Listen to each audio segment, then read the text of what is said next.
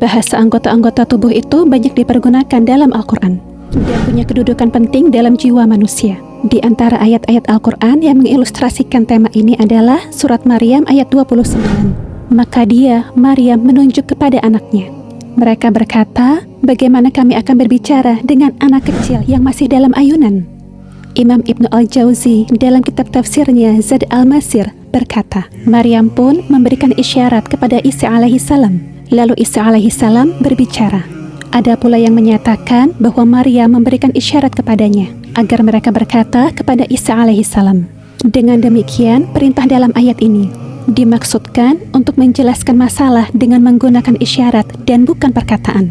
Sebagaimana dijelaskan dalam kitab Ruh Al-Ma'ani fi Tafsir Al-Quran Al-Azim.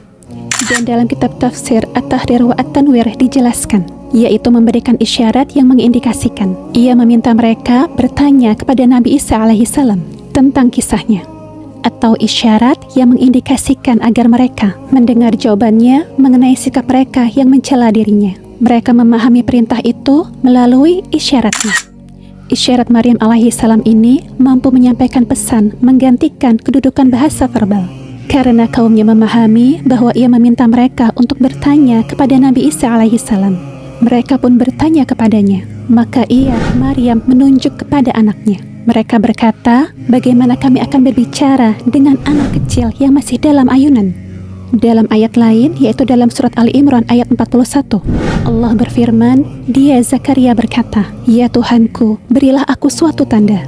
Allah berfirman, tanda bagimu adalah bahwa engkau tidak berbicara dengan manusia selama 3 hari, kecuali dengan isyarat.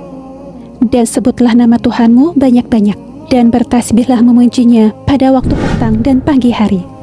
Dalam kitab tafsir Al-Kasyaf dijelaskan, jika tidak, maka secara simbolik menunjukkan isyarat, baik dengan tangan, kepala, atau yang lainnya. Asalnya pergerakan. Imam Al-Baghawi berkata, isyarat juga bisa dilakukan dengan mulut, mata, ataupun tangan. Dari keterangan ayat ini, jelas bahwa simbol dengan menggerakkan anggota tubuh mampu menggantikan kedudukan bahasa verbal dan menyampaikan yang sama, tidak kalah dengan bahasa verbal. Dengan kenyataan ini, kita sampai pada kunci bahasa anggota-anggota tubuh. See you in the next Makta Memahami Al-Quran dengan Tafsir.